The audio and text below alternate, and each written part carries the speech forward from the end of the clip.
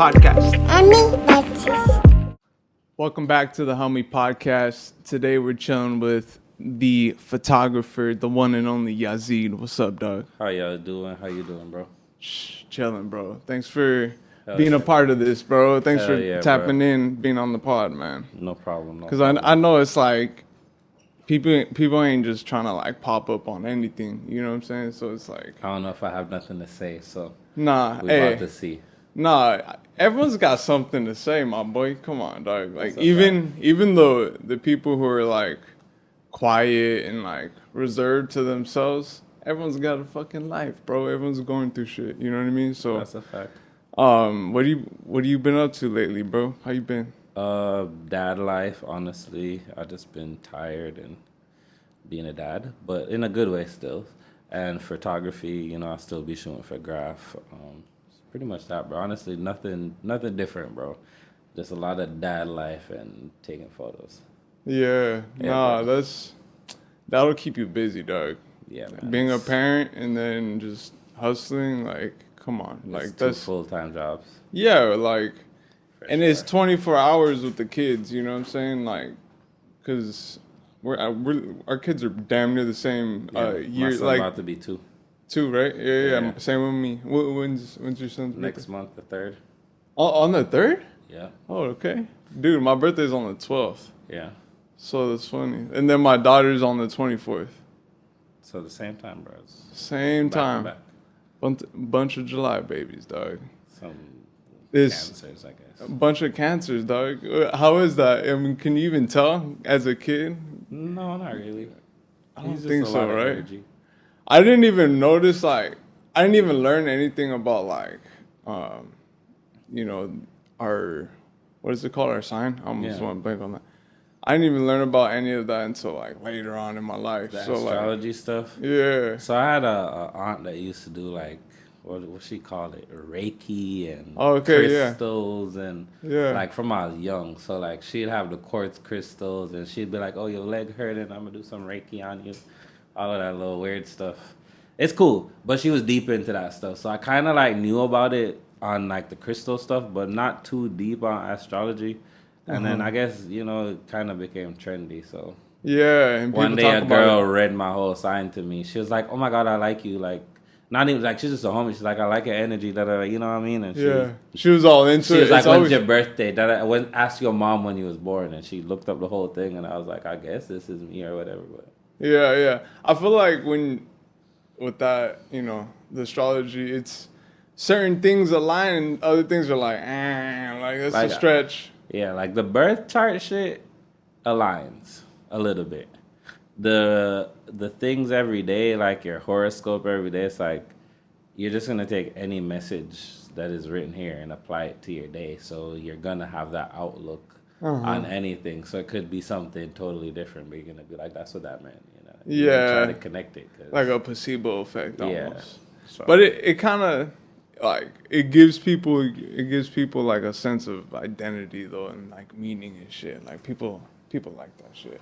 For that reason. I guess. Sorry. Like, bro, people get into it like, yeah, it's funny. I think it just goes a little bit too far. Yeah, it goes a little too far because it's trendy now and like, shit. Bro, you know have an identity, your name, and and the person you are. Yeah. You're not a horoscope. No, for sure. That's not you. Yeah, for real. Like, yeah, for real. What did you do growing up, bro? Out in Jamaica, dog. Because you grew up there. You know what I'm saying? Yeah, for people who don't as know. a kid, I went to school. I used to ride bicycles a lot. I'd like walk to the river on Sundays and go to the river with the homies and beaches and all of that stuff. Because I lived on like the north coast of the island, so it's like touristy. Okay. Some of it. So it's more beaches and stuff like that, less of like city type vibes. So I just honestly, bro, hella out with my friends, beaches, rivers.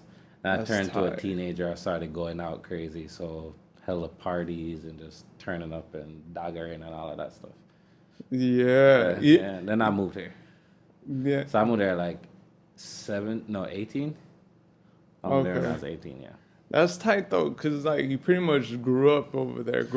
Yeah, Like I came here as an adult, pretty much. Pretty much. Yeah. Cause wait, like when did you start partying? You said teenage. 14. Like 14. That's like middle crazy. school, huh? Like yeah, high school. Started going crazy. I've been drinking since 14. So yeah, bro, going crazy. Like like mom, like yo, where are you? It's like 3 a.m. She's like, why aren't you home? And I'm like, I'm outside. Like, yeah. But so the scene out there is lit then. Yeah, and it's kind of catered to everybody. Like, as long as you can manage it, you're come on in.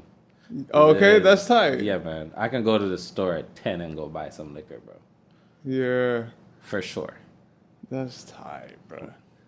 That sounds like it's lit though too over there. Yeah, man, we be having fun. You know, it's a party island. The culture is like go out and have a good time and make sure you get home. Yeah. Pretty much. Listen to some good Badman tunes. Yeah. What so like when you're younger, like going out on like just with the beaches and stuff, were you guys like always in nature or were you guys playing like sports and shit? I mean, it's not really nature though. So it's like city. It's a town, but we have beaches. It's not like forests and nothing crazy like that. You know what I mean? Like it's still you're driving on pavements and it's still just a little town vibes. So town to beach. The river is nature, I guess, but you go there just like kind of like rarely. Like the older I got, the less I go. When I was a kid, I'd be happy to just go with my friends. You know what I mean? We walk in there. But like the older I got, I'm like, I'm not really trying to do that, bro. Yeah. You just move on to different shit. Yeah, I'm doing some other shit. I'm not walking to the river. That's out. Yeah. The older you got, you just get into different shit. Yeah. Even like before moving here, I didn't really like enjoy the beaches and stuff like that as much as I should have. From Jamaica? Yeah, I didn't really. As a teenager, bro, that was my least priority, bro. But then I moved here and I'm just like, y'all have nothing. Like it's just city and sewer water. Yeah, straight up because of all the damn the boats out there with the ports, and it just makes all the beaches out here like crap. LA River runs to somewhere. Yeah. So. No, for sure. You know what I mean? But, so you like, it's because like you grew up there, huh? With the beaches thing. Yeah, you didn't realize. I didn't realize how dope it was to have that. Just like walking distance, I can go to a public or private beach with just me and the homies or me by myself, and go have a swim like in actual clear water. I can see my feet. You know what I mean? Like, fuck. I'm trying to go, bro. Yeah, but everybody should go to Jamaica. I definitely highly recommend. Yeah, I'm trying to go, but I'm trying to go with you, doggy. I ain't trying to go to no hotels and shit. Yeah. Come on, you grew up there. You know. I'm about to switch my routine though. I'm trying to go to hotels. Oh yeah. What? Yeah. Man, I'm just like, bro. I have a whole family. If I'm going to Jamaica, bro, I'm not trying to worry about transportation or buying food in the mornings and all of that stuff. Because I'm not cooking. I'm on vacation, bro. We're not, no oven or pan or pot or whatever, no stove getting turned on, bro. We're not doing that. Like, we go into somewhere where that's like all inclusive, so we can get like better living. Yeah, breakfast, lunch, and dinner, bro. Like, it's gonna cost me the same price anyway because like if I get an Airbnb, that's like decent enough for all of us to go to. That's $250, $300 a night. Just get a hotel that's all inclusive for the same price. Yeah. And it's like... And go outside when I want to go outside. Yeah, I feel that. Because then you have, like, a little bit more support. Like, just at least we can enjoy our day without going anywhere. Versus, like, being in this... Like, if you go to a country and then you're in an Airbnb all the time, that's kind of whack. Why? What makes you think that? Because, like, bro, there's outside, and you're just here at this one spot all the time, and you can't, like, move from there. Yeah. And explore what the hell's going on. Yeah, I had a homie who, like, he used to drive us around and stuff out there, but he doing some different shit with his life now, so. What So that's dead. So you didn't even play sports going up there? Some football maybe, but maybe cricket. I played cricket in like prep school. Oh, there you go, cricket. Yeah, bro. Like everybody played cricket though. Over there. Yeah, man, for sure. That's tight though, like, cause motherfuckers out here don't play cricket, dog. Yeah. I feel like the majority of people don't even know what that is. Yeah, for sure. Like, I ain't never played cricket before. That's dog. like a British sport type thing. Yeah. No shit. But everybody else was playing football. Actual football. Soccer. Yeah. Real football, not the American. Not the American. I thought that for a second. Yeah. Not handball. Yeah. Football. Yeah. Handball. Use your foot. Yeah. No, for sure. Yeah. Huh? It should be called handball then, huh? It Football. Should. Out here in the U.S. Yeah. Cause that's not the real thing. No, but everybody played that. That was kind of the most common sport, I guess. No shit. They said I had 2 left feet, so. What is that? So as in like you? I sucked. You were good, yeah. They said I had 2 left feet, so that must be my feet ain't working right. So it's like, bro, we're not having you play. No, for sure. Yeah. What So when did you pick up the camera, Doug? When was that for you? Probably like 7 months to a year after I moved here from Jamaica. I kind of randomly bought it to take pictures of myself, but then I never used it. It was just in a box. And I moved to LA and started shooting just like random stuff like my brother or like Santa Monica and stuff like that. And then from there, I kind of just picked it up and moved on. One of the homies showed me like how to shoot manual and take pictures of people, kind of. And I just YouTubed it and moved on from there. Yeah. So about like 7 years ago? No, lies. 8 years ago. Dog, that's tight as hell. Yeah.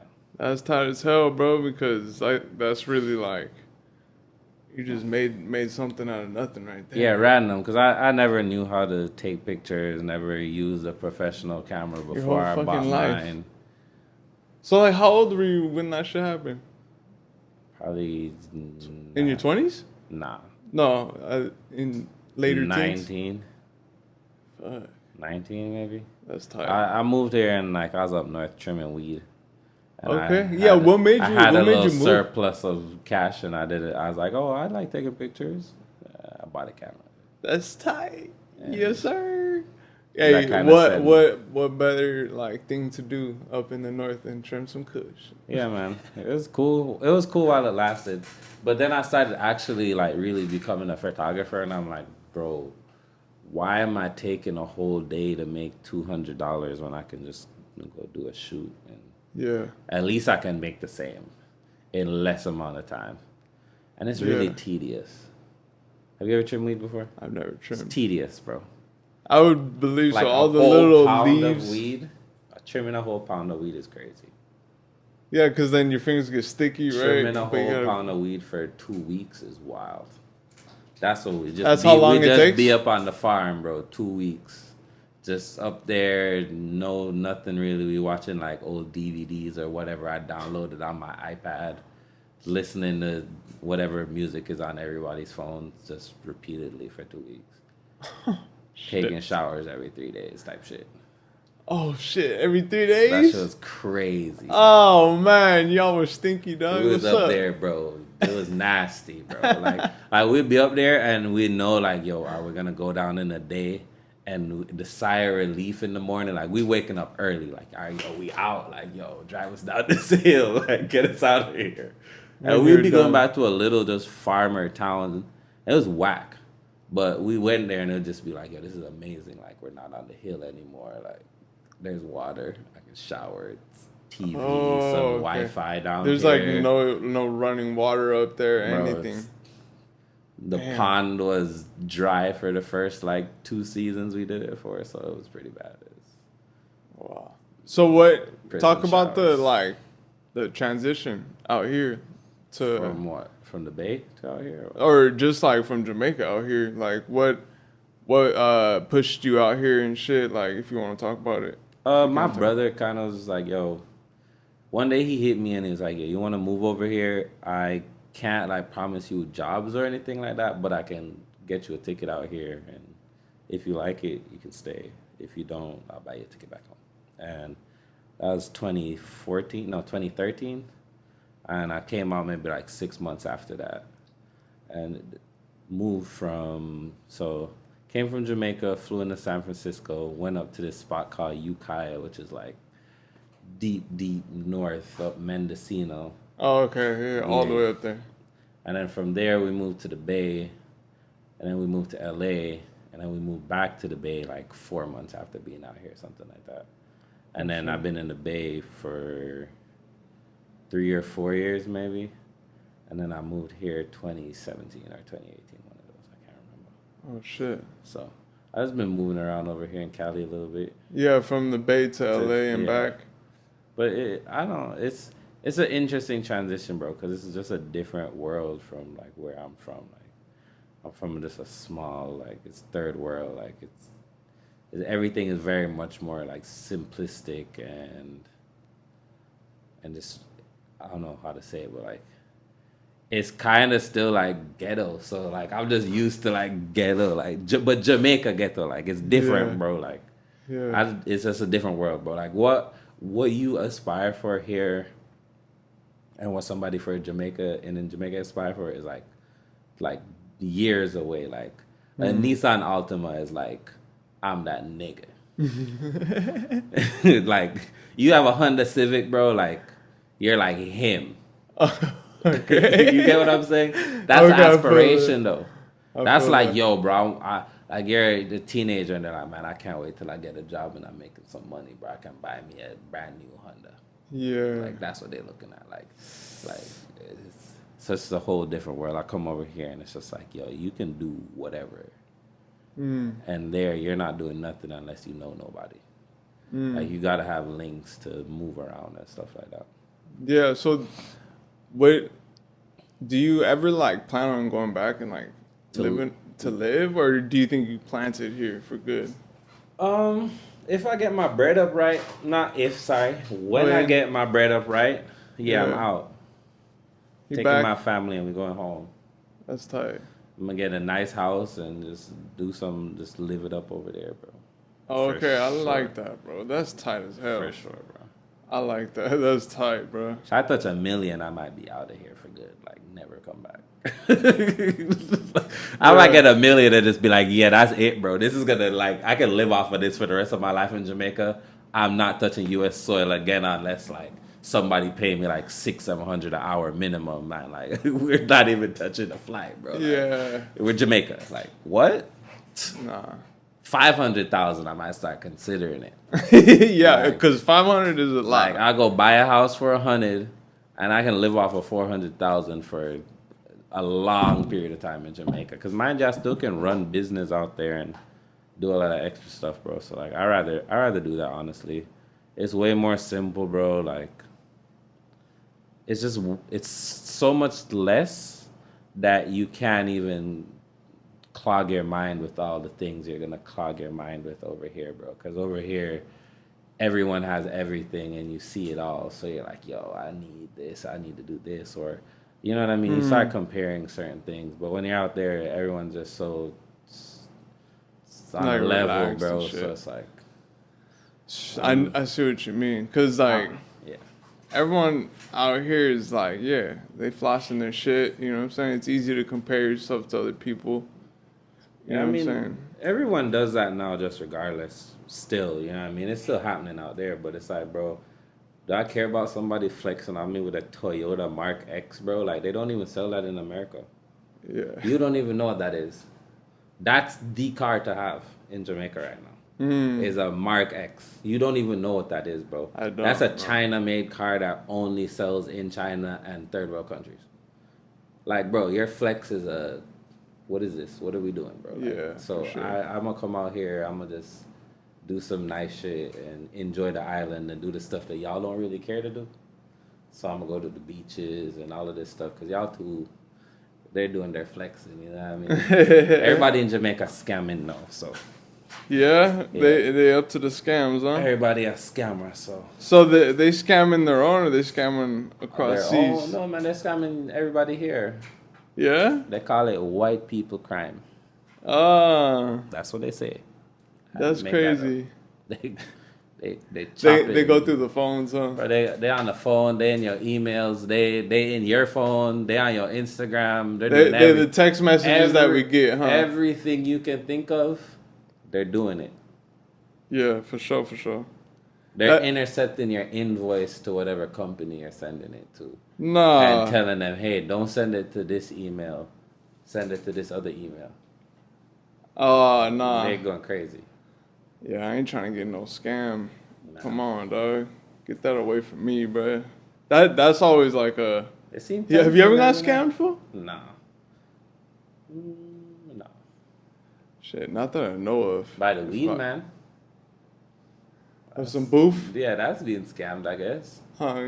When they say like, some like, booth? yo, you thought it was going to be some purple haze and it's some whatever. Bruh, I remember one time... Oh, no, I know what you mean, though. Some bush, some grass from last year's batch. Yeah, no, for sure. Or a bad batch. Like, they know it's bad. They can smell it's bad, but they still selling it. Exactly. But... So you're up in the Bay and you're like... You're moving. You started doing photography in the Bay, right? For, like, taking it serious, yes. Tight. So how did you even run the graph? And because like you met Nug too up in the Bay and like how did all of that play out? So the first week I was in the Bay, I went to this thing called Flash Mob, which was just like a photographer meetup where they just go through the city and take pictures of random stuff, people dressed up, and they do those light wheels. You remember when that was a trend when everybody was doing the nighttime long exposure with the little light wheel? Yeah, all of that stuff. And I met Tone and this homegirl Mia, RP Mia. And RP. And I met them and I was just kicking it with them, took pictures of them, followed each other, randomly went to a party one night with Mia, met Nugs, met this homie Malik, met Rocky, met them all at that party and kind of just started fucking around with the same friend group from there, and that's how we became homies. Oh, that's when Nug Life was a DJ. Oh. Yeah. He was DJ Nug. And he was doing like his own parties too, right? Yeah, he was doing parties, playing at Dolores Park, cave parties, started doing like stage shows and stuff. Like after he was always making beats and recording stuff of course, but he started recording more with like Rocky and other stuff when he moved to Oakland. They started doing like little concerts and stuff like that all around the city. Cave parties, man. Yeah, like we did a crazy party by Ocean. I think it was Ocean Beach, but down in some cave. You had to climb across some rocks, bro. Everyone was bringing a speaker. We brought his mixing deck, bro. Like 4 homies performed. The police came and kicked us out, maybe. Or the park rangers or whatever came and kicked us out. In the middle of, it was this group called Warvi Kaza. And they was going crazy with the drums and shit. And they was like, yo, keep on playing it. Like, we was breaking down and like trying to get out of there. And they're still going crazy, bro. That's some gnarly shit. But that's some college. Like, all of them were in college. I wasn't. But that's pretty much what that felt like. It was just like college shit. Yeah, that's tight as fuck. That you weren't even in college and you met these fools during that time. For sure, college kid. Like they were college kids. Like everything I was doing with them was like college kid stuff. But like I was not in college. I go back to Oakland and be at my house. Yeah, no, I feel that. That's wild, bro. That's a cool little story though. Hey, we'll be right back. What to do, my people? Do you have t-shirts, jackets, fleece, or hats that are in need of printing? Ranch Studios offers textile screen printing and DTF transfers on these products. Check out their work at ranchstudios.shop.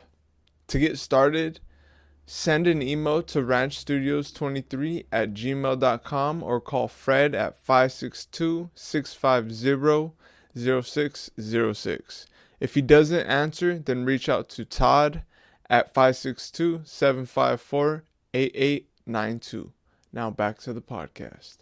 So you pretty much you ran into Nug and you started like, were you just like pulling up to the parties or were you like shooting for him during those times? I was, bro. Nugs was just my homie, so I was just pulling up and kicking it. Huh? I had my camera, of course, taking pictures, but that really was like, there's a phase where it was fun to me and I was doing it, and then I was just like, bro, I'm not coming out with you guys and taking pictures. Like, I'd rather be here, but I don't want to take pictures. So there's a long period of me not taking pictures. Oh, yeah, you were just turning up. Yeah, it was just outside. It's just like, I'm vibing. I had a girlfriend and shit up there, so I was like, bro, I'm definitely not coming out with you niggas and taking pictures. Like, I'm leaving. Yeah, no, I feel that. It went from I'd like be there, because obviously, like, I was up there, I ain't had no car or nothing, so I'd go to these parties with Nugs. I'm helping him set up all of this stuff. Oh, yeah. And I had a girl, she drove, so it'd be like, I'd be like, all right, I'll see you, bro. I'll pull it up, like, it starts at 8, I'm there 9 o'clock. I'm dapping him up, we chilling, I'm gone 9:30, bro, because neither of us wanted to be outside. So yeah, for sure. So that's kind of how it went. That was longer than the period of me taking pictures, for sure. Nah, I feel that. That was like a 4 or 5 month. That was loud as a motherfucker. That's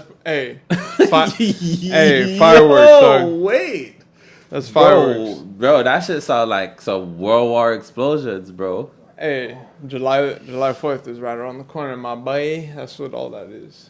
Yo, Trust. LA, nigga, July 4th in LA is wild. So it's like South LA. Bruh, crazy. it is crazy. Crazy. You go on top of the hill, you get a nice view on top of the hill. For sure. The whole city goes crazy. Yeah, it's nuts. You're right. Even from my spot, bro, I can see far out from the roof, bro. It's crazy. I haven't seen nothing like it. Even in the East Coast, you don't see them type of shit. They don't go crazy for the... They go crazy, but these niggas go crazy. They have, like, bombs. Yeah, for sure. Like, smoke bombs. They got, like, just loud for the sound. Like, the just... Like, yeah, just loud. It's crazy. And waking my kid up. The whole city it's pretty bad. It's crazy. It gets smoked out. And they go from, like, it's going to start, like, next week, and it's going to go to, like, August. Well, it already started. I'm already hearing shit where I stay. I'm right by Long Beach. You feel me? So like till June till like August. Oh, in the for Bay, sure, bro. That should go for months, bro. It's because what they get all they have a big old selection, and then they're wasting all their extra stuff later on. You know what I'm saying? Because they don't run through everything in one night. No, so let me get back to your nug question though. Yeah. So I definitely was taking a lot of pictures for him and all the stuff he was in, but he went from like DJing to doing the performances to just producing and shit. And then he left. Like he left the Bay before I came down here. He was just like, yeah, I'm finished with school, I'm out of here. So he came down here and went to school, and then I moved out here maybe like 2 years after he'd been down here or something like that. Oh, okay. Mm-hmm. That's tight. What were you doing up in Oakland, bro? Like when you first got, I mean, were you already charging like during those times, like for other people and shit with your work, or were you just doing some regular? As far as I can job? remember, once I really started taking pictures and people would hit me to shoot, I was charging them. Be like $80, but I still was charging them. Yeah, hell yeah, that's tight. From as long as once people started hitting me, they're like, "Yo, I like your work. Can we shoot whatever?" I was charging them. Yeah. And then it just gradually grew, and I figured more stuff out. And like I look back at a lot of my old photos, they're actually trash. A lot of ours, everyone's when they first started trash, bro. Come on. Yeah. It takes time to hone in. But yeah, no, I was moving around up there. It was really that, bro. I never had a job. Since I've been in America, I have not had an actual job. So this is pretty much your first like job, this is my or, like, job, yes. quote unquote. Since I've been here. That's tight. Yeah, I've never. Come on. Like I tried getting jobs at like Domino's and all of that stuff too, bro, and they never hired me. I was like, damn, I can't get a job at Domino's. That's crazy. Hey, but you can do, what you've been doing with your camera and like getting way further. So it's like, yeah, bro, that's way better. Like, no, I'm past that. I'm not trying to work for nobody. Come on, at this age in my life. Like I'll work under like bigger companies, that's working for somebody still, but not in the way of like clocking in and all of that stuff. Yeah, no. But if it comes to a point where I have to do that, I'm doing it. I'll go work for like Lululemon and go take some pictures for them or something like that. Like, yeah, no, like, for sure. It's a lot of photography gigs out here that you could get as a 9-to-5. So I'd explore that a little bit first. Yeah, because like there's a bag in that too. Like, hey man, $100,000 a year to take pictures for a company. That sounds good to me, my boy. Sound like a bad time. I need to definitely land those gigs. You feel me? Because that's what it's about. Like, yeah, man, that's definitely the route. Right. It's some more corporate stuff. So you didn't go into like how you met Graf. Okay. What's her name? I don't even know her name. Monster. Her actual name, I probably. What does she go by? Monster. Monster? Yeah, I could not pronounce it for you. I'm sorry. It's a whole. She laughed at me when I asked her what her name is. She be like, bro. Oh, that's tight. That's tight. It's like a Mandarin name, or is it something else? Yeah, probably. It's a Chinese name for sure. That's tight though. You can't even. So I met her through meeting Tone and Nugs them and all of that. I met Jetpack, which is another homie who raps. You know Jetpack. I remember meeting. And Jetpack and her met each other. I don't know how they met actually, but she was doing album art for him and like merch with his album art on it. And we ran into them at a 420 where Nugs was DJing, and she was there. And like ever since then, I just kind of met her. Followed each other on the gram. I had modeled for her once, and Yazid in the modeling. That's the first time working with them was me modeling for them. Oh yeah, then I had hit her up and I was like, yo, that was dope. Like she was like, yo, thanks for pulling up, modeling, all that. You know what I mean? I was like, yeah, that's dope. But like, can you like send me some stuff to shoot for you? Like I'm down to shoot it for free. And she was like, yo, I kind of wanted to ask you to shoot, but I didn't know like how you do it or how much you was going to charge me or whatever. And we kind of just been building a relationship since then. That's like 2016 maybe, bro. Like been a minute. Yeah. Like I've been around since, you remember when they had those bucket hats that had like the print around the edge that was like bucket pink era. And blue and it was just like hella colors and just like all around the brim. Yeah, I know them from that era of stuff, like when they had Graf on like them type of bucket hats and stuff like that. Oh, there was all over the buckets too during that time? The development of the brand has been crazy. So talk about it then, bro. Like, because you've seen it, you know what I'm saying, change over the 7 years. Like, what has it been like? You feel me? Because like seeing from where it started to where it's at now. It's been really dope to see just them grow and develop like the textiles and the designs they do and all of that stuff. Like every year, bro, like if they make something last year, if they do the same thing again this year, it's not going to feel the same. It's for sure going to feel better. Like they'll change their hoodies like every year. Like a hoodie you got last year, you're not going to get the same cut of it the next year. It's very like particular with like the textiles and stuff like that. So it's really dope to just see them create and I get the stuff and I shoot it. Excuse me.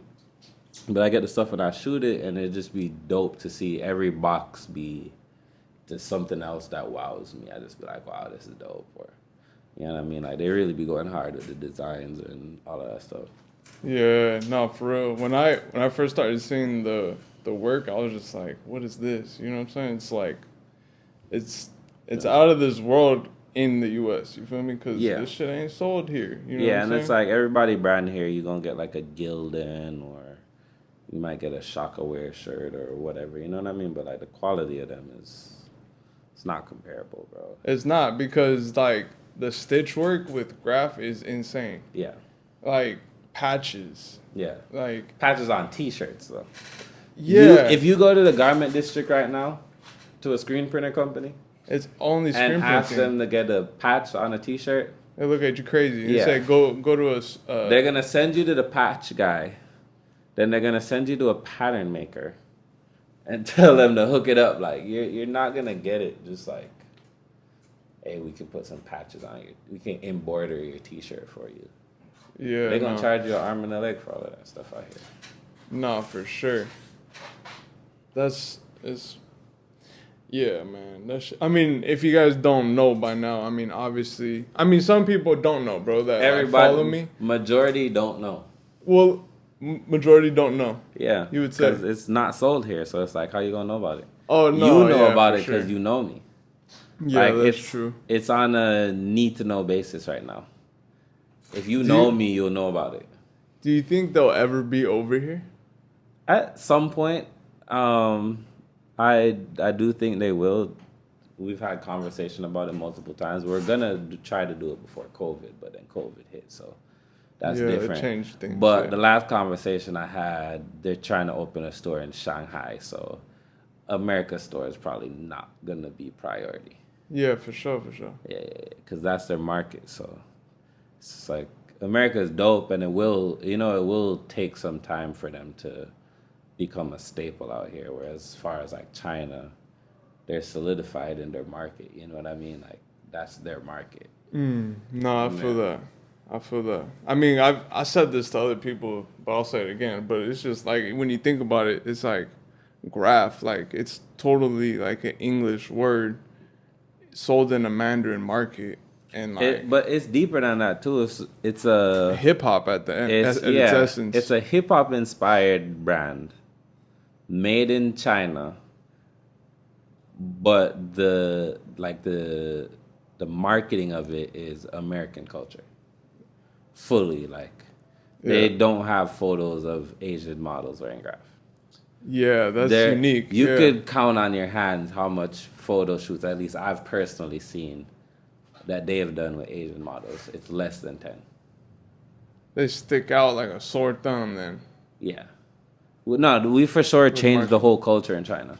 As far as whatever, I don't remember the exact name of the website. It should be like Taobao or something like that. It's a big one. Yes, like they have multiple stores on it. It'd be like, you remember that Big Cartel where everybody had their store on Big Cartel? Yeah. It's something like that, but probably way better because, you know what I mean, they're 10 years ahead of us. But yeah, bro, they're on that. They're going crazy. People love it, but now other brands started shooting black models. So they'll have a shoot with like 2 Asian guys and 1 black model, and the black model be the focus of the whole shoot. It's crazy. That's crazy. Y'all influence the whole market like that. That's crazy. Nah, even over there, bro, like Puma has copied their stuff, bro. Hella brands over there be like copying graph steez, I ain't gonna lie. It's unique. I would say Pleasures and I'll just leave it at Pleasures. But Pleasures out here in America, they have repeatedly put it out like 3 or 4 designs that were graph designs. And I'm looking at it like, yo, where do y'all even like see this from? Because it's not an American brand, but Pleasures is an American brand. You know what I mean? So I'm like, yo, where in y'all pipeline is someone seeing these designs and it's like, yeah, that's the one. We finna take that and run with it. Like, they switch it up a little bit, but I'm like, bro, the first time was like, all right. The second time I was like, nah, that's a graph shirt. Yeah, they capping. Yeah. They fucking stealing designs and shit. I feel that though, because I was at a powwow one time, bro, and I was just looking at these beaded necklaces that some of these like vendors make, these artists, super detailed, bro. Like you would, like, their whole, like, they're art pieces, you know what I'm saying? Like, and they sell like for expensive, you know what I'm saying? At least like $400, $300 for just a beaded necklace. You feel me? And it's not just a beaded necklace because it's a design by a certain artist. But I was talking to these people and they're like, yeah, like, because I asked them, oh, do you have social media and stuff? And they're like, yeah, but we don't post like any of our stuff on it though. Yeah, man, it's gone, bro. Because people just steal it. You put it online, it's liable for anybody to take it. It doesn't even matter how much people follow you or any of that, bro. Isn't that crazy? It'd be a random person right now looking at your shit and you'd be like, yo.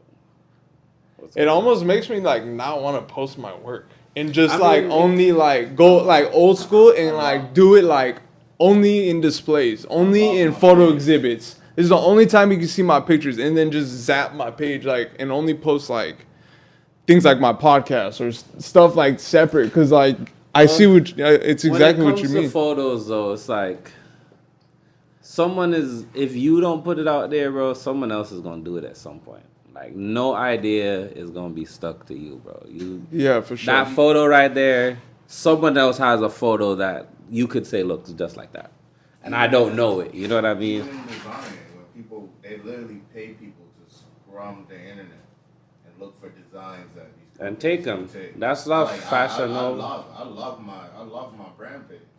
Yeah. I'm like, I don't want people just randomly scrolling the internet, and they like the people that are there. I know everybody that's in there, right? So yeah. Go through and see. I don't add designers. I don't add people who, you know what I mean, that are like because they take I'm not adding them to the brand page unless only time you can open the brand page when you're selling shit, right? But I always tell designers like, if you're not doing shit on that page, yeah, bro, block it.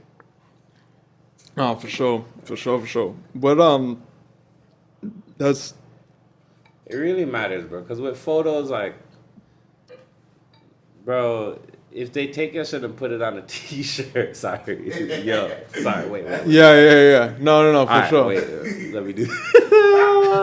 Now this one personal because they took his photo and put it on a T-shirt. Oh no, that really happened to you. But nah, for real, like if they take your shit and put it on a T-shirt, you can get some like you can get something from that. Yeah. But if they take your design and Fashion Nova makes your design, it's done for you.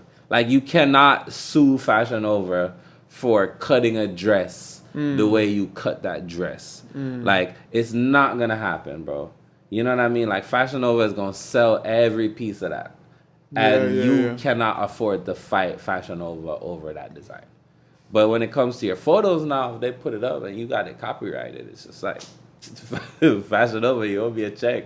Yeah, it's gonna be a nice check if it's coming from Fashion Nova. Yeah. So when it comes to photos, I feel like it's not. You don't have to put as much security on it. But say you're doing like intricate stuff like designs, and you're making like some new silhouette to a shoe or a new type of hoodie or you know what I mean, some jewelry or stuff like that. You don't want to just randomly be on your story 3:00 in the morning and post the new chain that you about to make. Because somebody gonna steal that. Yeah, for sure. You know what I mean? Or post. Art imitates. Yeah. Like people gonna copy what's dope. So if you make something dope, people gonna copy it. That's why make it doper. And you take ain't nothing wrong with that either. And you can't be mad at it because it's like you're inspired by something. Like you saw some photographer's work and you're like, yo, this inspired me to do this. I'm trying to take the lighting, like, bro, you know, make it way better. Exactly, I'm gonna make it better for myself. So like when you do stuff like that, that's inspiration. That's what it's for. But when you're like a major brand and you're like, oh, I like this blue jacket that you made, I'm gonna make the exact same blue jacket and sell it for like $3 when you're selling it for $10. You know what I mean? It's over. It's over. It's done for you. But you know what I mean? You have a little bit more protection with your photography or stuff like that. What's been one of your favorite shoots, bro? Because I know you've done a lot. So I did a maternity shoot. No, not a maternity. Oh, that's out. Maternity engagement shoot for this black couple like 7-8 months ago. I've never posted it, but that might be one of my favorite shoots for sure. That shoot was beautiful. And then under that would come, I had done this shoot with my friend Nye. Nope. My friend Nye. It was like black and white, and this is like some vibes. That shit's top tier. Every time I look at those photos, I just feel like this is really some good work. I need to get back in that bag. Some portrait work. Yeah. And then I had done a shoot in Jamaica one time with he's not my blood brother, but he's my brother. And one of the homegirls she used to be Miss Universe. I shot both of them together. That was dope. That was the vibe. That's tight, dog. That was my top 3 for sure. What was it for like the couple, the engagement couple? What was tight about it? Just their vibe, like the vibe, like they were really cool, and also the photos just like really came out really well. And because it's not my photos to post, like obviously I'm not gonna post them most likely, but they're really nice photos. It's like showing them together and them in their element. I liked it. The lighting was really good. The location was dope. Like engagement pictures and like wedding pictures and all that stuff, like it's pretty tight, honestly. Like it can be stressful, you know what I'm saying? Because I've done a wedding. I haven't done many. I did one wedding and I wanted to do more, to be honest. I was unprepared. Yeah, it can be a mess.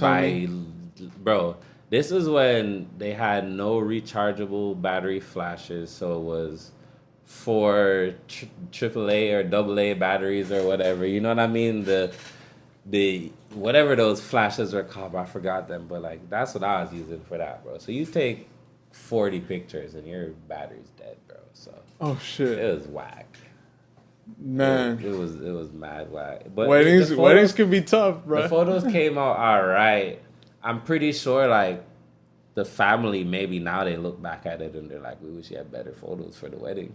You know what I mean? Like, because I can admit that for sure, bro. Yeah, no, I feel it. Hey, weddings are difficult, man. Like, and there's so much going on.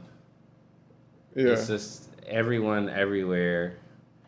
You got to get, you know what I mean? The bride and the groom.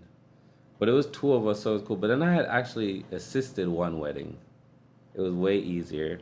I had just shot the grooms. 1 second. No, you good.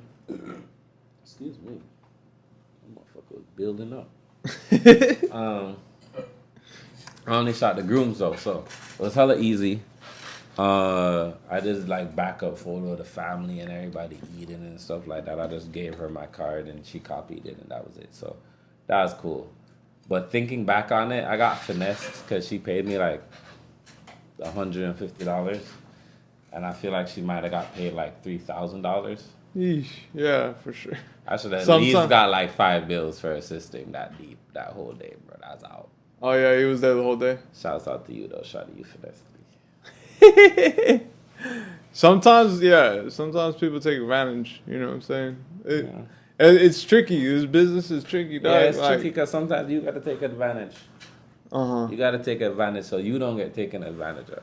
1,000%, bro. 1,000%. That's a fact. People will take advantage. That's for sure. Cause like I don't know, like I feel like people just don't really have much respect for photographers. There are a lot of people who have a lot of respect. There's less people who have respect for photographers that don't, for sure. We're just like disposable. It's so nasty though because it's like, bro, you're either looked at as like a really elite photographer, like a god, or you're just a cameraman. That's it. There's no people who are in between. You just get knocked to like people who really think you're really dope, so they think you're elite, and then people who just think your photos are regular, so you're just like a cameraman. Yeah. They just gonna put you on one side, bro. There's no like, yo, this guy is really good, or you know what I mean? No, bro. It's like cameraman, elite, and that's how they gonna treat you. Like, talk about how you carry yourself too.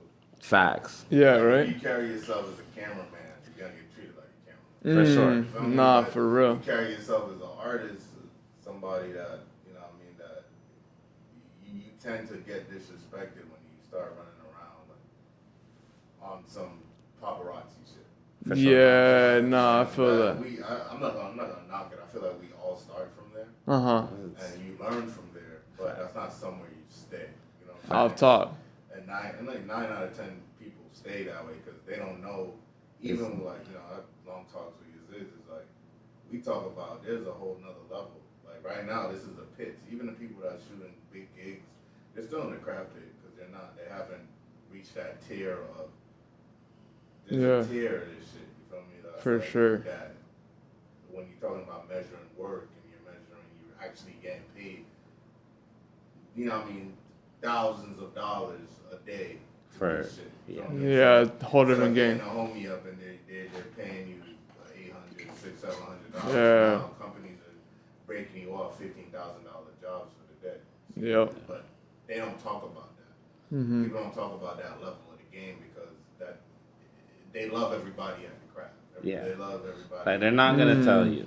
They're not gonna tell you the game. But it's for you to figure it out. It's brands out here and companies out here that are spending money to hire creatives to do shit that all of us do on a regular. Like, you know what I mean? People are getting 10,000, 15,000 to do like shit ass photos. Like iPhone shit, Like iPhone video. No, for real. I know, bro. I see. And I like That's trip the thing. out. Like $6,000. Come take some iPhone video for the day for me. Because they got. Oh yeah. No. Okay. Now I feel that. Yes. That. And then there's also that level too, though, where it's like the phone. Like I feel like because everyone has the phone and the camera on our phone, like people that. The phone is a tool, though. Yeah. Yeah. And I can't use the phone like how these TikTok people use. Facts. That's why they're getting paid hundreds of thousands of dollars. It's a tool, just like how we know how to use a camera, right? We know how to use a physical camera. Yep. You hand one of them a physical, they don't know what to do. Yep. You hand them one of these. This phone, the iPhone 13. They know how to do it. All the crazy. Even fucking unlocked. I just found out the other day you can turn your photos to long exposure. Yeah. If you take a live photo. Yeah, you can turn it to a long exposure. I did not know that. They made these phones for Gen Z, social media, TikTok. But then even with like them, like, you know, the homegirl who I was shooting earlier or yesterday too, I'd be like, bro, why you just take the pictures on your phone? Because to me, it just looks like a phone picture. Like, no matter what I take on my camera and hand it to her, like, it's a phone photo to me. But like for them, they're like, no, bro. This is like way sharper. This is that. And I'm just like, bro, you could have took that on your phone. Like we could have 3 seconds, bro. You had that shit on your phone in your hand. Like you don't even need a camera. But everyone looks at it different. Some people really still do hold a standard to it at least. Yeah, where they're like, all right, I know if I shoot with a photographer, it's gonna hit. Versus like your iPhone is like, you got to know how to use it for real. There's levels to it. Yeah. There's levels to it. You got to know how to use it. Because then there's some girls who they pull out their iPhones, bro, and they do something crazy. You thought they had a DSLR. Yeah, they be on the apps. Some people be on an app that like changes the filter. They do some crazy stuff with the man, phones. they changing their faces out here, bro. Oh, they put with the filters? Smiles on their faces. No, with this app called Facetune. Oh yeah, it's crazy. It be making people look like a different person. Night and day. Catfish for sure. Catfish. Hey, talk. Any Instagram baddie you've seen doesn't look like that in real life. Subtract 3 points. For sure. She a 10. She really like a 5. And on a rare occasion, they might look better in person than they do online. Facts. Every once in a while. Every once in a while, you're like, damn, you look good. Like, damn, you look like this online. And that was rare, though. That was rare. And then the ones that are like super bad, you're like, damn. You see her in person, she's like a 7 at best. Yeah. We're gonna go to a quick break and we'll be right back.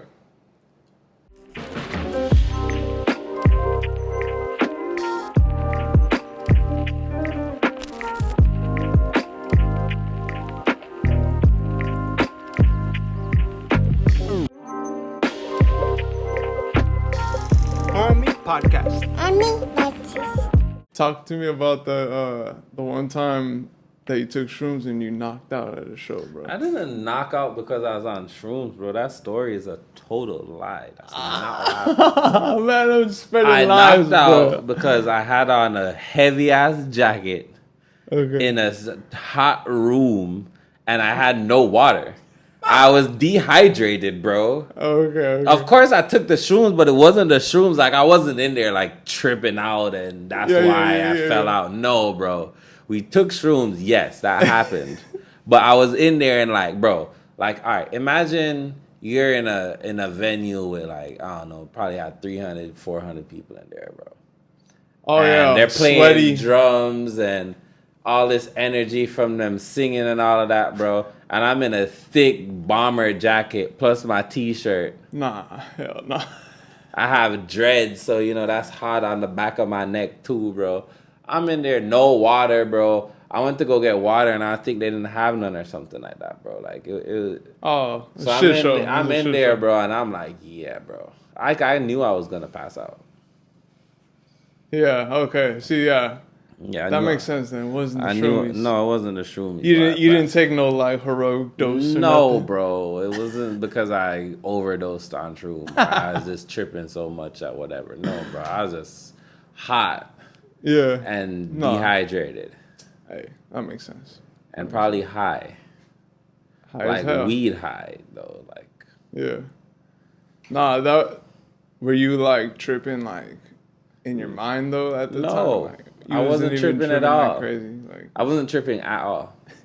Even I feel like I would have tripped out if I was on shrooms and I knocked out because I was fucking. Bro, I wasn't on no crazy amount of shrooms, bro. Like it probably was 0.5 or a gram. Oh, it wasn't even nothing. It was yeah, like a bro. micro. I'm like tall as hell, bro. Like that wasn't. I didn't do nothing. Nah, I feel it. That's Damn, a whole nother thing. Tried to say I got high off of shrooms and knocked out because I got high off of shrooms. Well, that's where I'm getting it from. Yeah, crazy, bro. He was just that joking. Story is cap. But I did knock, bro. I for sure passed out.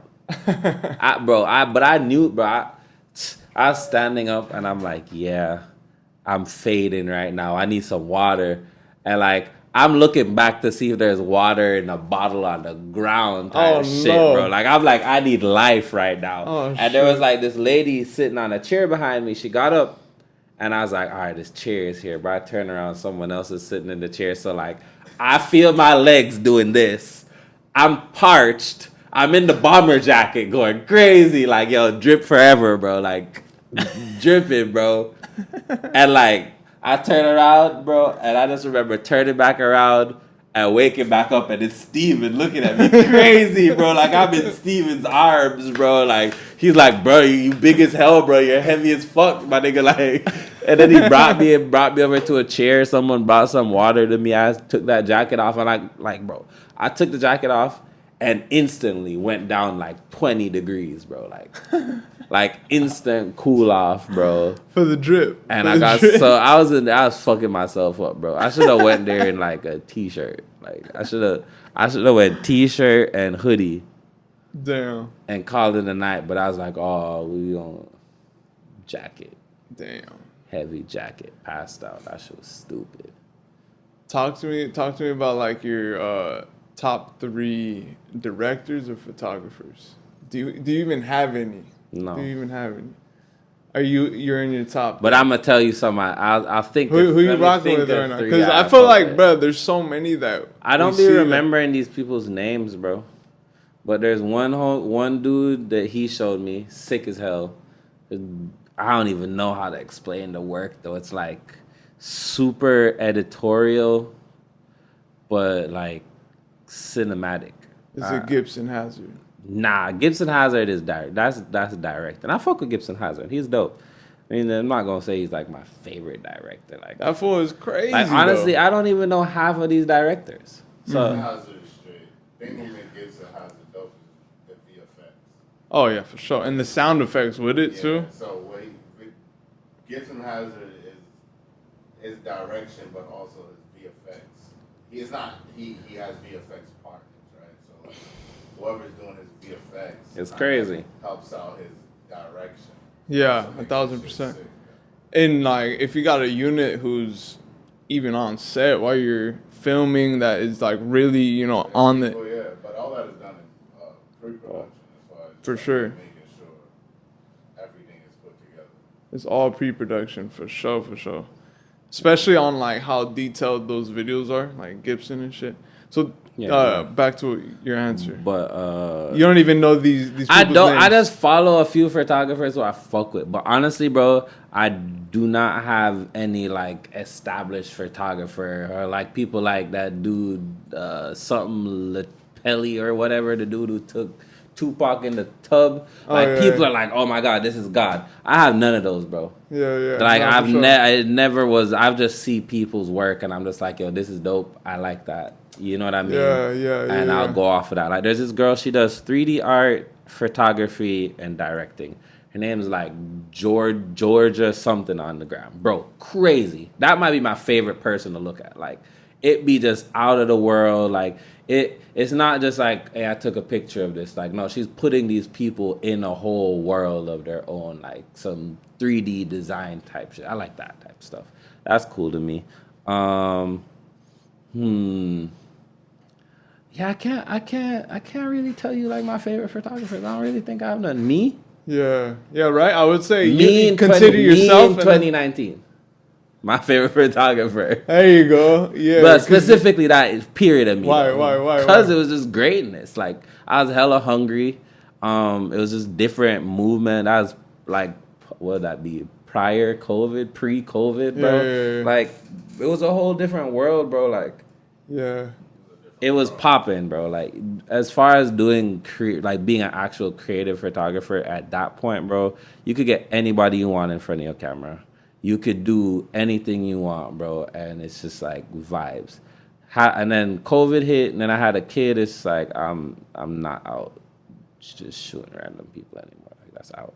Yeah. So okay. I'd say that's my favorite part. You was really shooting a lot of people in 2019. 2019, give it up, champion. Now I shoot work. Like, majority, it's 90% work. Like, I feel that, bro. And honestly, like, I'm not really mad at it. Me and Tap be talking about it, and I really just want to go corporate, bro. Like, I wouldn't mind like having just like fucking Puma and Foot Locker and just shoot for them all year. Yeah. And every time I see a DM, I just go zoop, delete it. I don't even read it. Like, like that's goals, bro. Like, just corporate, because it's like I'd rather just go that route, bro. Just corporate. I don't need to even edit, bro. I'm just taking these pictures and giving them to See, y'all. that's the other thing about that too. Getting an editor to do everything bro. too. It's like, come on. That's where you want to end up being. You don't do nothing. You show up. You create and go. You know what I mean? You have a whole production team, all of that stuff. Like, bro, I'm trying to do more corporate stuff like that. Like, I think that's more rewarding, and also it makes more sense, bro. Like, we're not getting younger, and to make a living off like of it, shooting. You know what I mean? Say you do a couple $500 gigs in a month, bro. Like, it's cool. Like, you're covering your lifestyle, it's but not like, enough. That's though. not sustainable for like a family and all of that. So both of us have families, so that's why I say that for sure. Like that's not like. If some shit happened right now, bro, that costs $4,000, both of us is probably fucked. Yeah. I don't even have to ask you how much money you got in your account. I'm just saying, like, bro, if you have a bill for $4,000 right now that you have to pay, no, for sure, it's looking crazy. 1,000. You're gonna be like, yo, what's going on? Like, nah, for real. Though. You know what I mean? So, bro, we need to be to the point where you're making $4,000 in like 6 hours out of the day, and you doing like a 12-hour shoot or some shit like that. You know what I mean? Or like 4 hours out of the day, you'd have made $4,000 or $5,000. Like, and that's achievable, bro. People out here like making $15,000 do a whole day shoot for a company, bro. They selecting 15 photos. They hate your edits. I'm just being realistic. Like, you can edit it and send it to them, but they hate your edits, so they're gonna edit it themselves. So you might as well just take the pictures and like just be like, yo, here's the photos, bro, because y'all gonna change it to what fits what y'all want anyway. I've seen it happen, bro. The homegirl shot for Union. The photos look great. They were like, yeah, this is nice, but like, send me the raw. We're gonna put something else on this. Like, and the photos didn't look no way. It wasn't like, hey, she over edited or it was overexposed or it looked It didn't nasty. look bad or nothing. No, it wasn't a bad edit. It was like their edit was 3 contrasts down. Like, oh no, it's like, bro, we just took Shawty's photos, but they're like, nah, we wanna put our final touch on it. So, hey, man, I'm cool with that, bro. I'll just give you the SD card, bro. You take the photos. Huh? Yeah. I go home. You gonna put me on net 90. I get paid in like 2 months, but hey. No, it depends though. It really depends on how you negotiate it. Depends on who's your first of all, if you're protected by like agencies and shit. Oh yeah, you getting it. Contracts is already signed, sealed, and delivered. They're paying you a week later, whenever the product is delivered. Now that's coming up like independent people. Those are the people that they tend to net 30 you. Net 30 and shit like that. Yeah. And you only contract you're signing is a contract to making sure you don't copyright infringe this or show this in the product. Yeah. That situation. or giving them ownership. A lot of people don't know about, like, that's the thing, like, when we go and work for these big companies, like, a lot of people don't know about contracts. Yeah. You know what I'm saying? For sure. And then when you turn around now, they're fucked or you're fucked. You gotta damn near hire someone a lawyer to read it out to you. You gotta get, if anybody owns a business, right, you have to get a lawyer, and your lawyer writes up whatever your business standards are for yourself. That's why when you talk to like celebrities or big brands, like with me, whenever I get a budget, I'm not just taking these people's money. They have to sign shit, so yeah. If something Everybody goes wrong, protected. I'm not getting sued. Yeah, you know what yeah. I'm saying? Like if you're giving me $40,000, You have I'm to, not yeah. just taking your $40,000. I need this sign. All on paper. I need, you know what I mean? I gotta make sure everything is in line because what happens if that doesn't happen, you can be in some serious trouble. Quick. Big time. Yeah, like that financially, all that, and then That's it can go sideways from there. Yeah, bro. Something go, they be like, hey, if you don't got nothing to really help you out, something go wrong. You know what I mean? Now you might not get paid because you didn't sign nothing that you was gonna get paid. Yeah. It's like a verbal agreement, which is crazy. They pay you 6 years later. Or they don't. Or they don't. A lot of people is waiting on money. It's still pending. Yeah. Pending dollars. That's why it's important, like you said, to have everything set out. It's important and sorry to cut you. No, go ahead. It's important to know the business. You got if you're working as whatever you do, bro, painting, all of that stuff, you're better off knowing the business than doing it and just like winging it, like just doing it for fun, bro. Because if you do it for fun only, you're gonna get used.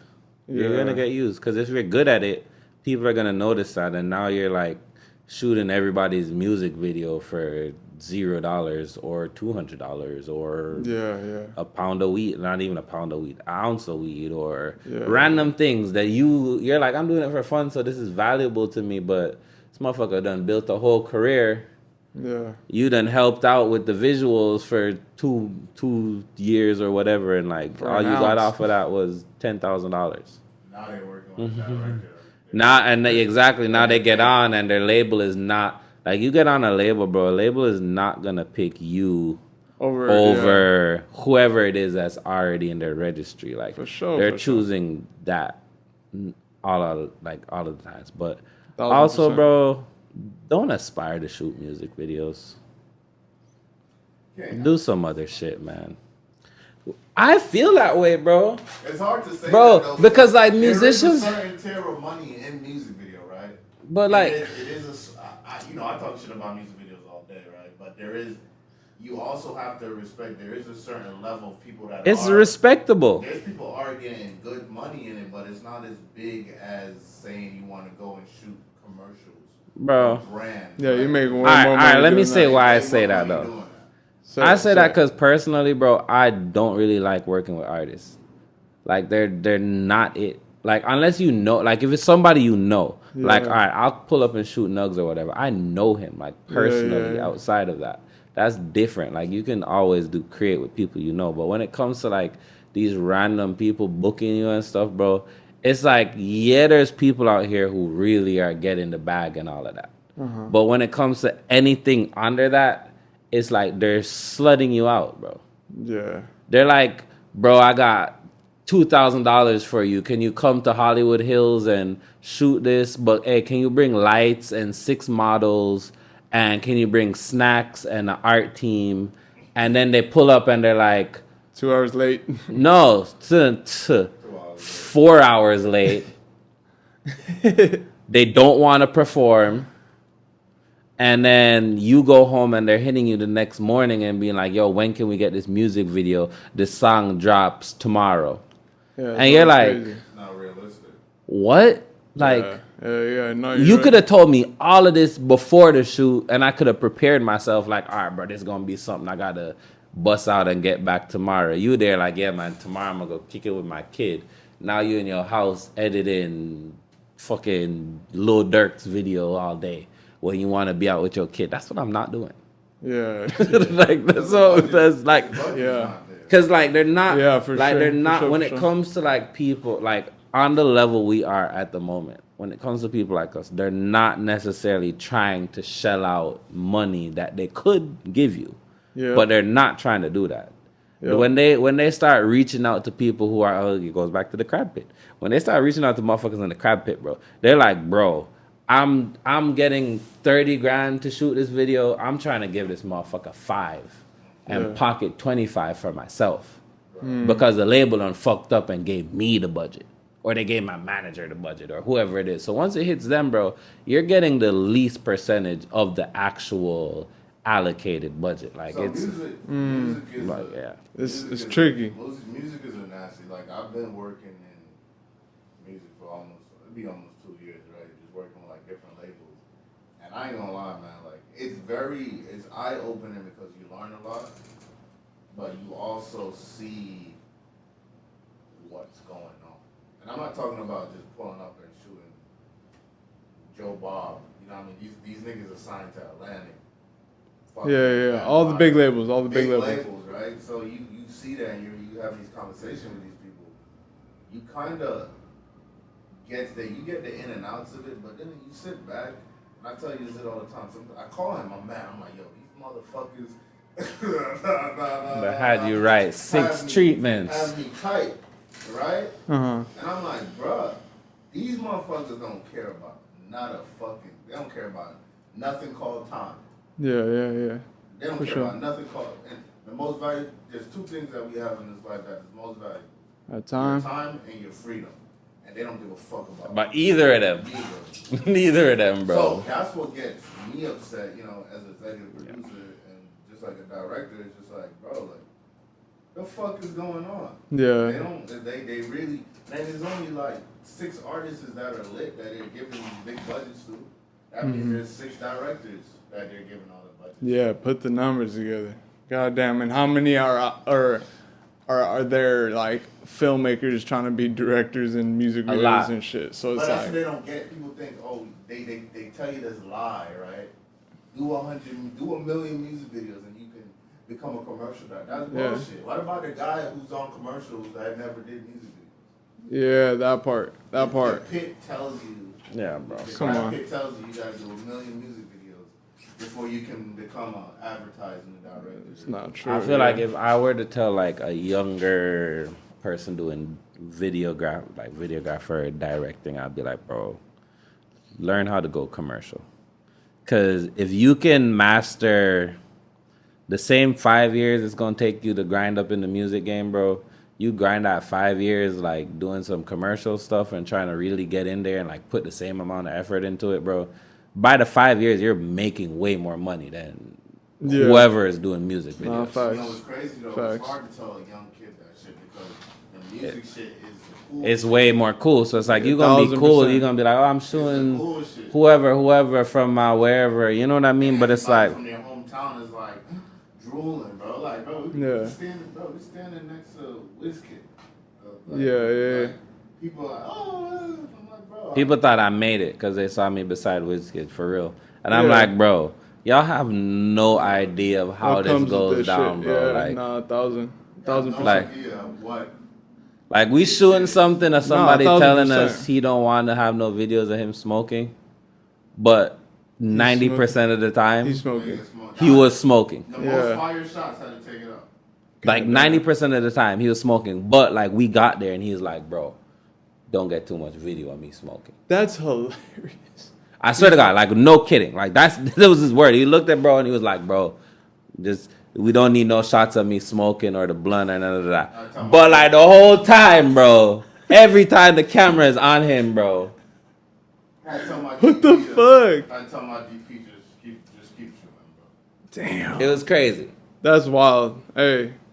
Mind you, like all of that stuff, it looks great online, bro. But it'd be a lot that goes into it, bro. Yeah, you're right. You're 1,000% right. You're 1,000%. And it's cool, like for cool points, it's great. But like logically, bro, you go home and then you're like, all right, say even, I use that WizKid shoot as an example. If they had paid, say, it's not I was just helping bro out as photographer, but say they paid him $5,000, bro. That still wouldn't have been worth it that day for the amount of work we did. Yeah. Like, it's actually like you would go home and like pay everybody and all of that, and you would sit down and just be like, why the fuck did I just do that?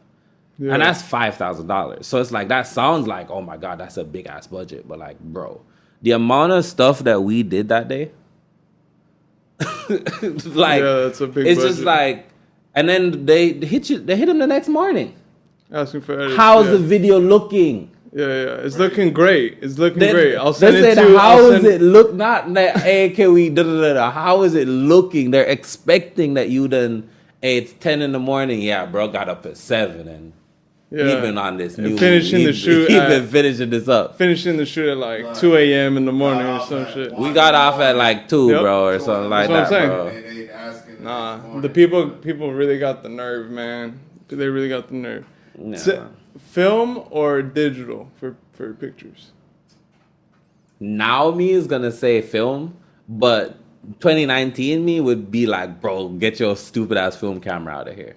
Oh, okay, you was all digital. But in 2019. film does look better. The first time I pulled up on this nigga, I had my film camera, fresh out of school, little film camera. And I'm looking at this nigga like, that shit is trash. I'm like, bro, I fucking hate digital, nigga.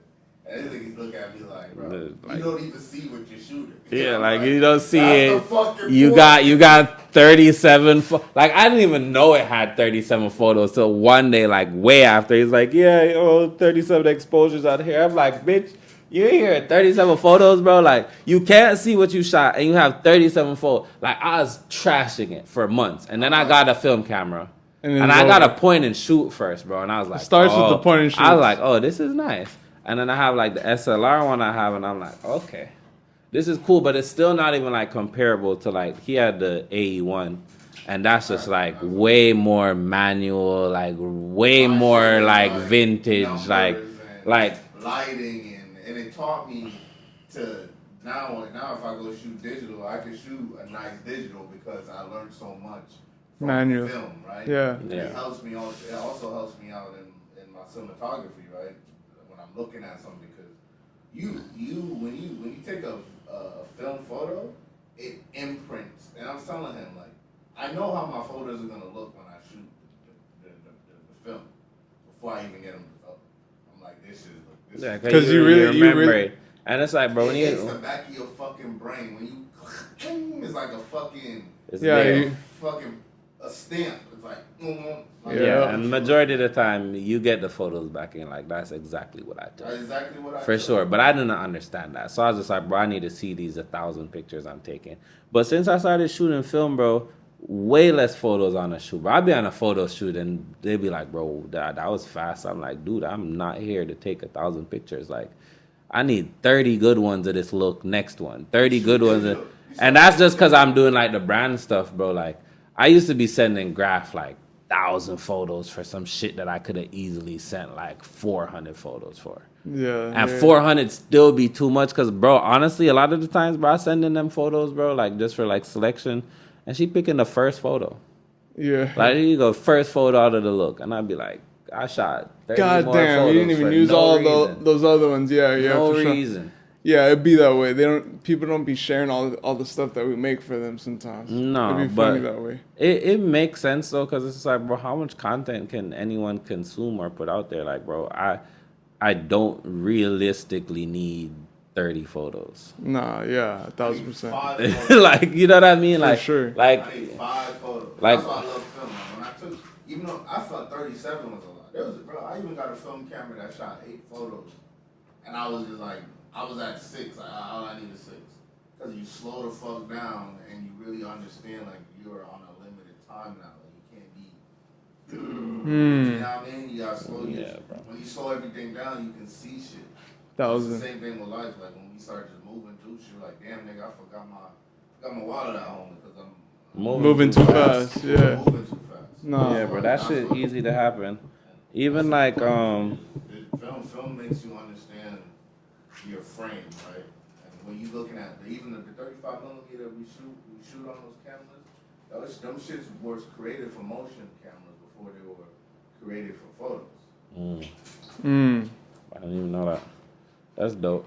Well, bro, one day, I forgot his name, bro, but one of the photographer homies who both of us know, he hit me and he was like, yo, I did a shoot today in a studio, and how much you think is the right amount of photos to give them for like $300? And he was like, I'm thinking like 60 photos. And I'm reading that message and I'm just like, 60? You're going to sit down and edit 60 photos of somebody? Yeah. That is what, bro, no. Mm-hmm. You're not doing anything with 60 photos, bro. If I shoot you and your family and send you 60 photos, you're using 5 of those photos, bro. Yeah, you're not right. like you're just gonna have a bunch of photos on your phone that at some point, the deeper down your log of photos they go, is the less you remember them, bro. Like you don't need 60 photos from a photo shoot, bro. We be overshooting with the digital. That's what we're talking about. Like exactly. Digital versus the film. Like it really, because we have like just unlimited pictures right there with the SD. It's like and you just fly away and take 1,000 pictures. So it's like, right though. I mean, it's like easy to do it with digital because you just clicking photos and taking them. But like, it doesn't really like amount to much. Like it's for sure. You can do your thing. Nah, but it's for sure like a quality over quantity thing when it comes to that, bro. Like you can take 800 photos, bro, but and I come in here and take one photo. And that one photo, your client is gonna want that one photo over your 800 photos. Yeah, easy. And that's the truth for sure. Yeah, for sure. Bro, that's regular. We're gonna go to a quick break. We'll be right back. All right.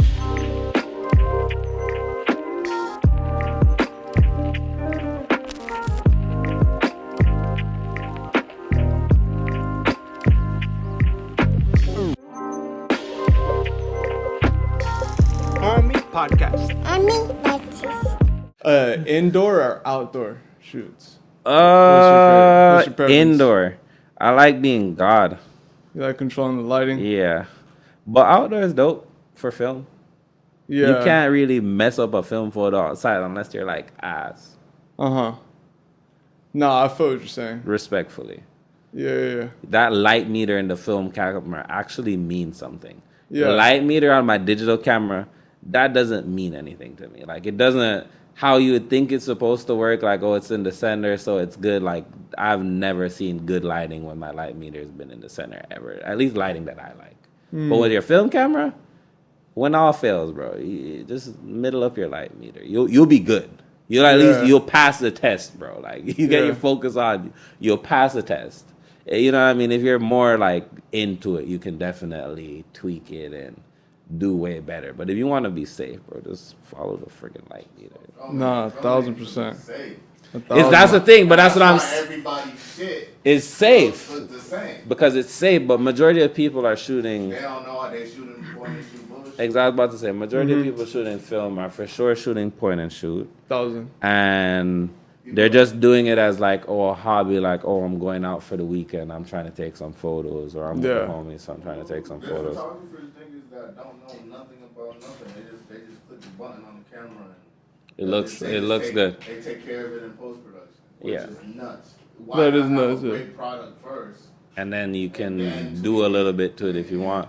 And it's like you can do so much with film, like photography, for real. Like you can go crazy with it. It's a lot of texture to it and all of that. I didn't understand none of this in the beginning, I'll be honest with you. But there's definitely like texture and depth to it that like you're just not getting that on a film camera, on a digital. Straight up. You're not recreating that. No, 1,000. It's not gonna feel the same. Even like just like the lens blur or something on like you take a picture with a 50 and how it like blurs out the background, like it doesn't look as nice to me digitally blurred out versus like on the film camera, how it just makes you just look like it's like a 3D photo, like you're like popping, you're like you really like pop out, like it's different. Yeah. So for sure, film over and definitely indoor, just because you can always be God. Outdoor is like very tight. Unpredictable. And then in LA, bro, like I'm not really a fan of people walking by me while I'm doing my shit. Yeah, it's not safe. It's not safe out here. Yeah, I'm not a fan of that too much. Freaking, do you ever plan on doing like an art show or nothing? Like putting up your your pictures and shit? Like, I feel like, or doing a book or anything like that. Do you feel like you ever get into it? I'll do like a coffee table book. I'd possibly do an art show, but honestly, bro, I think I need to do like another 2 years of like minimum 2019 me photography, but really like a way upgraded version of that. Like some just like crazy stuff that every shoot I've done, like I really just feel like happy when I go home. Like it's just like you're actually pleased. Like when I shot that photo over there, bro, I was juiced looking at those photos, bro. Like I haven't felt that shooting a photo in the past 2 years. Yeah, because maybe that engagement shoot though, you know what I mean? That felt good. I went home, I was like, yo, this is really dope. But like I want to feel like that when I'm creating. So I need to just get back in that bag and really make some stuff that's like actually like some shit that you feel something from it. Yeah. Like you really get some vibes from it. Like, bro, it's cool, like the brand work I do, but like that's not really like who I want to portray myself as necessarily. But also I do need to use that to get up in that corporate stuff. So hey, I do brand stuff, but it's low right now. It's good to have. You got to play with both. I feel like you gotta have an even balance of that for sure. It's like, goddamn, how that shit ain't easy though, man. Like, no, like it's way easier said than done. You know what I'm saying? Yeah, bro. Even just like coming up with a bunch of ideas, bro. Like, I feel like you burn yourself out of that really easy at some point. Where you're just like, I don't really feel motivated to come up with the whatever. Yeah, it definitely comes and goes. Like, being like motivation and shit, so it's like always it's just like important to move, like regardless if you're motivated or not, like facts, because that's just the reality of the world. The shit just keeps spinning. It's gonna keep on moving if you're here or not. You feel me? That's a fact. Shit, it's for sure gonna keep on moving, but you gotta stay motivated and try to stay motivated, because it's not necessarily the easiest thing to do. That's way easier said than done. Like being inspired and motivated, like you really gotta be around the environment or the people, like, because all of it comes from that. Like if you know what I mean, I'm home with my son all the time, bro, I'm not really getting motivated by nothing. Like it's beautiful, like I'm motivated to make him a better person, but like you're not motivated like, oh, let me go become Basquiat or some shit. Like, yeah, for sure. Your mind space is not there, but you know what I mean? Like when you out and you about and you around all these different people or all these different things, and you know what I mean, you get to pull some inspiration from stuff like random shit like that. Yeah. For sure. Joint or spliff? Spliff for sure. So you grew up smoking spliffs? Nah. Wait, so you just got into them recently? So everybody back home smoked spliff. That's just regular. Everybody smoked, put grabba into them spliff. I didn't smoke like that. And then I feel like maybe like 4 years ago, I had went home, bro. I bought some Cali weed down and I put some grabba in it. I don't know why I did, but I got this euphoric high. I've never been off grabba since that, bro.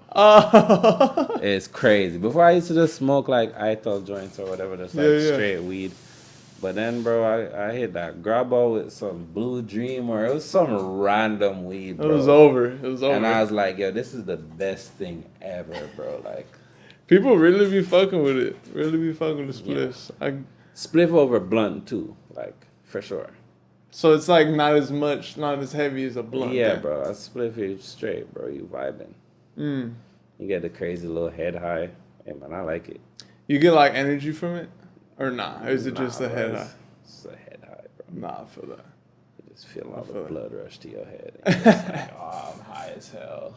Top 3 artists that you listen to while you're editing? Fuck. Or you probably don't even have a top 3. Just name a few. Right now, bro, I be in the studio listening to that ratchet shit, huh? I be in here listening to Ralphie the Plug. Yeah. Blue Bloods Clan. Yeah. I be in here listening to Skilly Bang from Jamaica. This guy named Melee from Jamaica. Oh, I gotta check those people out, bro. Bro, there's these dudes from New York. Damn, I forgot their name, bro, but they have this song. I just been slapping that in here ungodly amount of time. Drake, because Drake is number one. Drake's, yeah, for sure. Drake all the time, because I always listening to his shit. That's really it. I'd be heavy on the podcasts, just listening to niggas chat. Yeah, podcasts are tight to listen to, for sure. More, yeah. So I'll listen to a lot of those, like podcasts, top podcasts you've been listening to. Been listening to. Top one is for sure gonna be Back on Fig. Yeah, they get down, bro. I just be listening to just nigga shit for Shout out Back on Fig, man. They be cracking motherfuckers up, bro. Yeah, nah, that shit's lit. Cracking motherfuckers up. I be fucking with them. I'm actually supposed to shoot T-Rail tomorrow. Yeah, that's right. Yeah, bro, yeah, how'd that happen? One of the homies, he makes pants and stuff for them, so like, he's like, bro, help me out with Minimal? This shit. No. His name's Seer. Shouts out to the homie too. Shout out Back on Fig and T-Rail and the whole squad. Top one. Then like, I'm not gonna lie to you, bro. Like, drunk DJ Academics. He's amazing. He be cracking you up. He is funny, bro. Like, people really hate on Academics, and I guess I get them, but like, bro, when that nigga is ranting on shit, it's top tier comedy, bro. Like, I'd probably go see a DJ Academic stand up. He should get into it. If bro. he just like does a stand up roasting like musicians and shit like that, people will go to see him, bro. Pay to see it.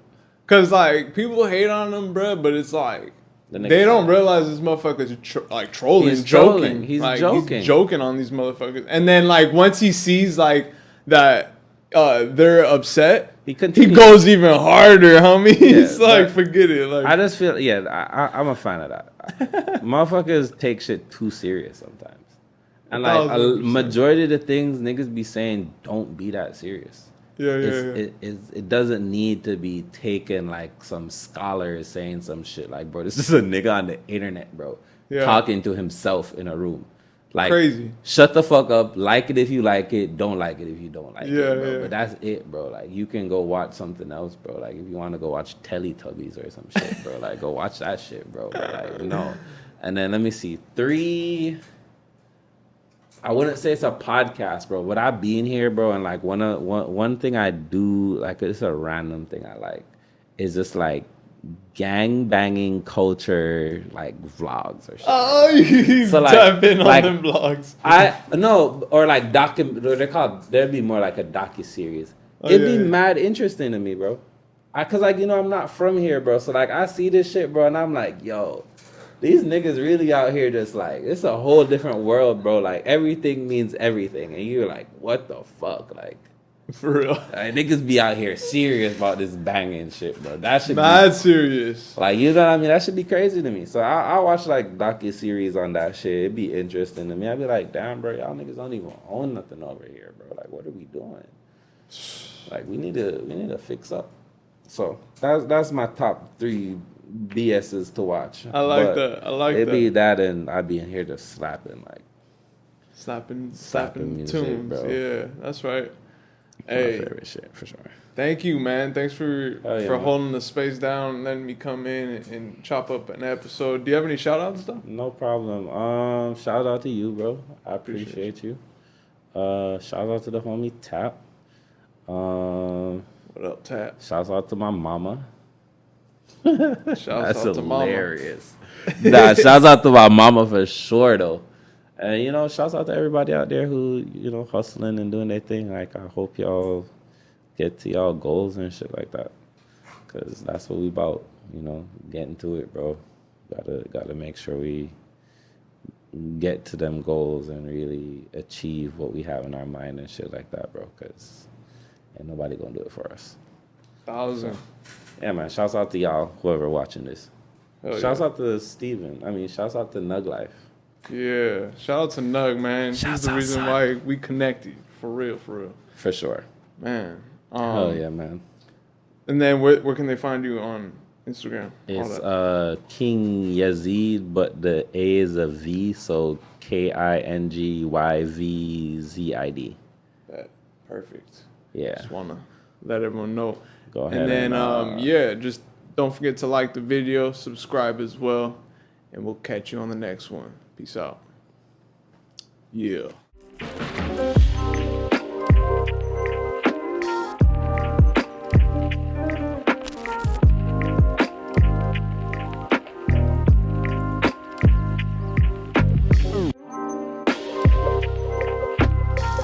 Hawmie Podcast. Hawmie Podcast.